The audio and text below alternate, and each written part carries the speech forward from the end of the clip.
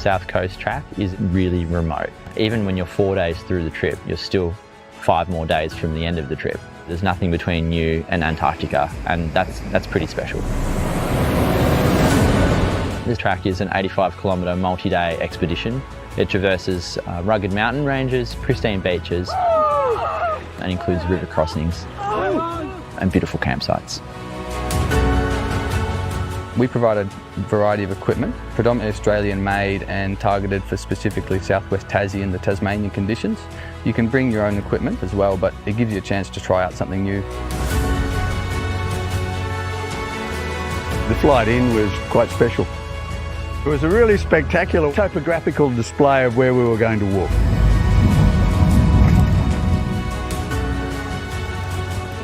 Tasmania has thousands of years of Indigenous history, so part of being out here is paying tribute to that history.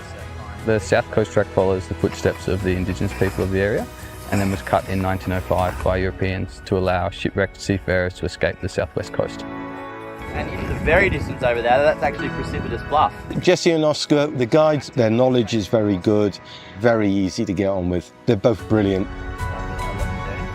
They are incredible professionals at what they do, and I feel quite lucky to have been on this particular trip with them. We travel through some of the world's most unique and fragile ecosystems. We like to educate guests on how to travel through that environment and leave no trace as they go through. Look, I hate the mud, but our guide pointed it out to us. If we go around the mud, the track gets wider and wider and wider. And it's important for me to not have that impact on the environment, so go through the mud. Awesome, man. This trip is very challenging. I think you get the most enjoyment if you're well-trained, well-prepared, ready for anything. So the South Coast Track is a step up from some of our other trips in Tassie. We provide comprehensive training plans so that you can guarantee you are fit enough to complete the track comfortably. Age isn't a barrier. I was 63 when I did my first one. I'm 67 now, and this is now my third one. I really, really enjoy it.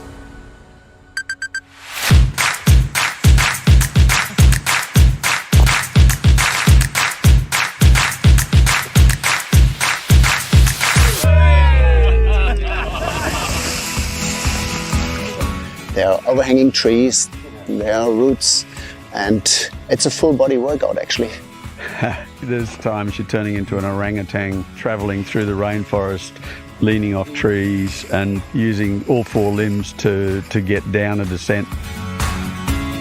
The quality of food's been outstanding. Ordinarily I'd be eating dehydrated meals, but yesterday for lunch after ascending the Ironbound Range, we had fresh tomato and cucumber, and it doesn't really get much better than that. The food on this trip is really good.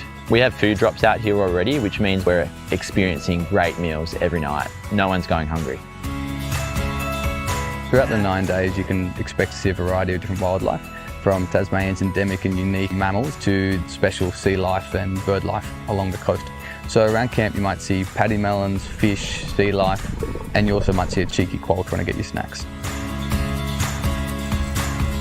The reason to do a group tour was very simple. I wanted to be able to focus purely on my walking and my experience, and somebody else was providing me with food and direction and understanding and knowledge of this area. I chose to do the South Coast Track with a group because otherwise I would never have done it. I lacked the confidence to do something quite this long, this remote, unguided. I had some issues just with my foot leading up to the Ironbound Range, and I was a little worried about how I'd go on such a big day, but Jesse and Oscar were great taking care of that, and I barely noticed it on the day.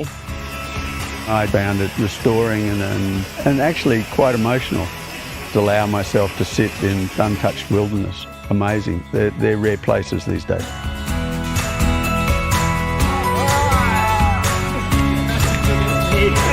Yeah.